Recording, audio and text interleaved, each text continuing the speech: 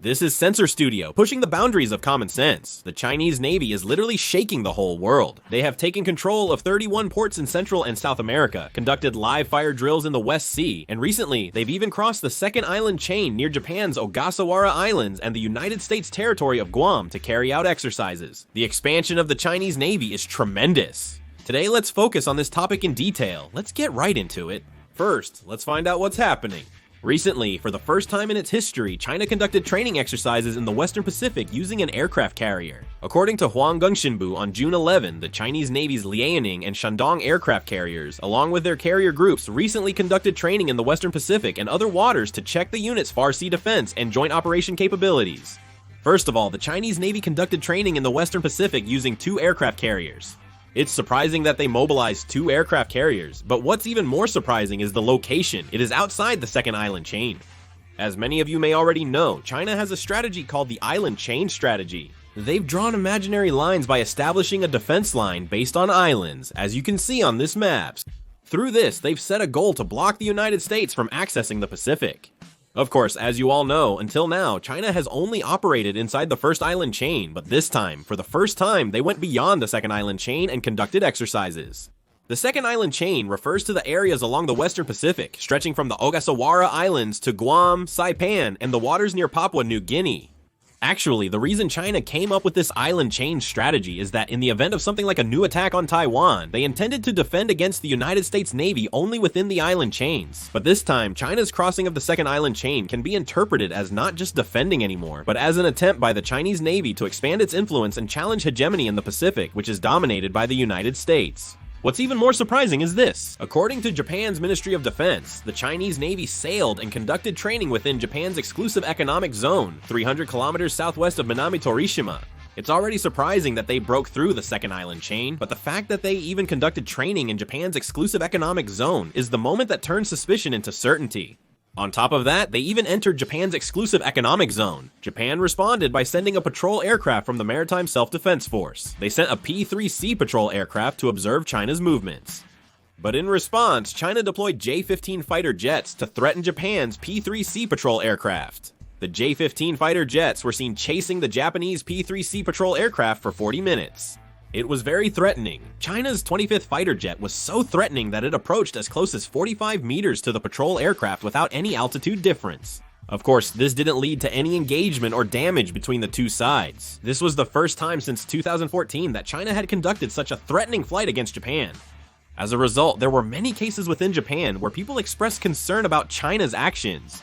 On top of that, China also conducted excessive military exercises in the West Sea. China immediately designated part of Korea's exclusive economic zone as a no-sail zone and continued live-fire drills using aircraft carriers.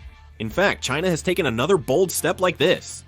It has been revealed that Chinese companies are currently operating or have participated in the construction of 31 ports in the Central and South American region, which has sparked major controversy.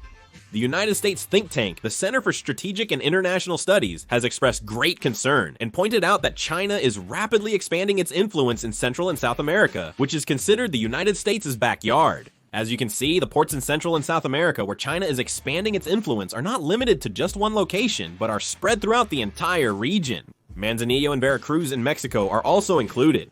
These ports are considered threatening to the United States when taking into account all factors, such as the volume of United States trade, the frequency of United States Navy operations, their distance from United States military facilities, and their proximity to strategic locations.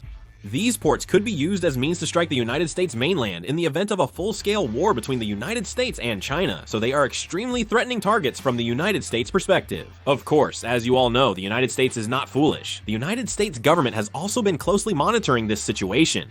For example, in the case of President Trump, he pointed out that the Panama Canal ports had been taken over by Chinese companies. In response, he decided to sell the operating rights of key Panama Canal ports, such as the Balboa and Cristobal ports, to American companies like BlackRock.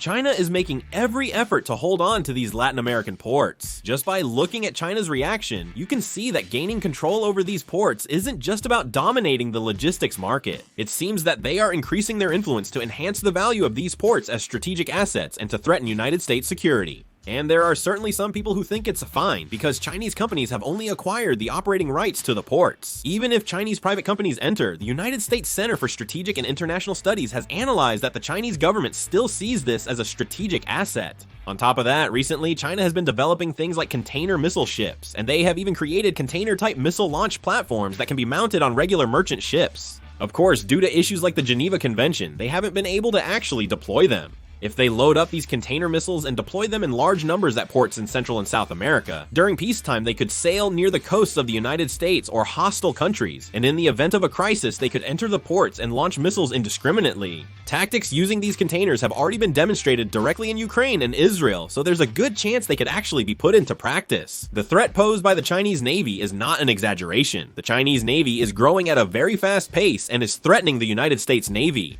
But the real problem is that the gap between the United States Navy and the Chinese Navy is gradually narrowing. Currently, it's no exaggeration to say that the United States has almost lost its shipbuilding capability. When it comes to shipbuilding, it's one of the industries that's quite difficult for developed countries to foster. That's because it's an industry that requires a lot of manpower. But since developed countries have high labor costs, the shipbuilding industry isn't that big in most of them. Still, they need to maintain their shipbuilding industry because it's directly connected to the defense industry, especially the Navy. Even if it runs at a loss, they won't let it go bankrupt. But the United States missed out on this part. Since the Cold War era, whenever there was an economic crisis, the United States often chose to sacrifice manufacturing and save the financial industry. That's why most of the shipyards in the United States ended up going bankrupt, and even the shipbuilding capabilities that the United States used to be proud of have collapsed. Because of this, according to analysis by the United States Naval Intelligence Agency, the United States shipbuilding capacity is said to be lagging behind China's by as much as 232 times, showing just how completely the American shipbuilding industry has collapsed. For example, about 70% of China's warships have been launched since 2010. However, due to the situation in the shipbuilding industry, only about 25% of United States Navy warships have been built since then, as the construction speed has slowed down. This is quite a serious problem. There are also analyses that China's latest Type 055 improved destroyer has combat capabilities similar to the Arleigh Burke-class destroyers used by the United States.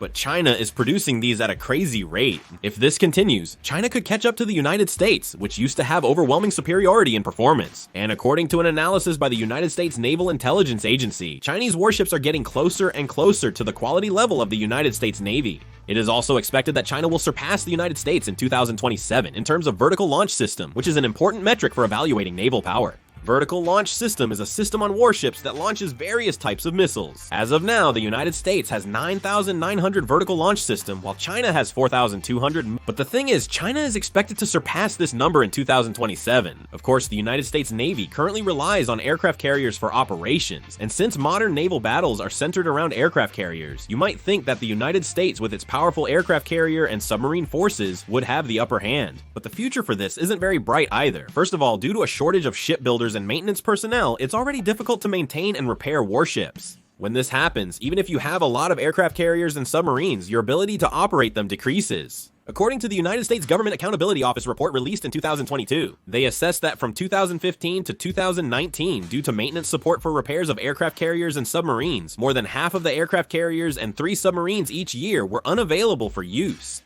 In other words, they were effectively unable to use 6 aircraft carriers. That's critical. And some people say that if a big war like World War II breaks out, we can just build shipyards and produce ships like crazy. But during World War II, there were over 30 large shipyards. Now, there are only 7. This happened because, as I explained earlier, manufacturing industries were sacrificed every time an economic crisis hit. As a result, all the important experience has been lost. On top of that, it's just not realistic to think that we can revive these elements just because a war breaks out.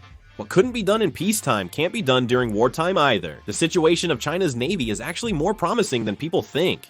First of all, China has as many as 13 major naval shipyards. Considering that the United States has 7, China has about twice as many. On top of that, China's Jiangnan shipyard is 4 times the size of Newport News Shipbuilding, which is the largest naval shipyard in the United States. And the Jiangnan shipyard alone in China is much larger than all 7 United States shipyards combined.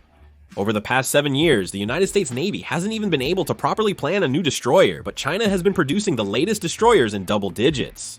Right now, United States Navy Secretary John Phelan is saying that China's naval power is rapidly catching up to the United States, isn't he? He also expressed concern about China's growth, saying that the United States Navy's dominance is under threat. It's telling enough that they're expected to have 400 warships by the end of 2025. Currently, the United States has 296 warships, so there's a difference of about 100 ships. That's also a serious threat. The Chinese Navy is planning to commission the Fujian within 2025, and they're scheduled to launch their 4th aircraft carrier by 2026, so China's naval power is expected to become even stronger in the future. That's a significant threat to South Korea as well. To respond to China's naval threat, it's urgent for us to activate a maritime security consultative body. It also seems important to strengthen our naval and submarine forces. At this rate, there may really come a time when China divides control of the Western Pacific. That's a future we absolutely must avoid. What do you all think about the current expansion of the Chinese Navy? Please let us know your thoughts in the comments. That's it for this video. Bye.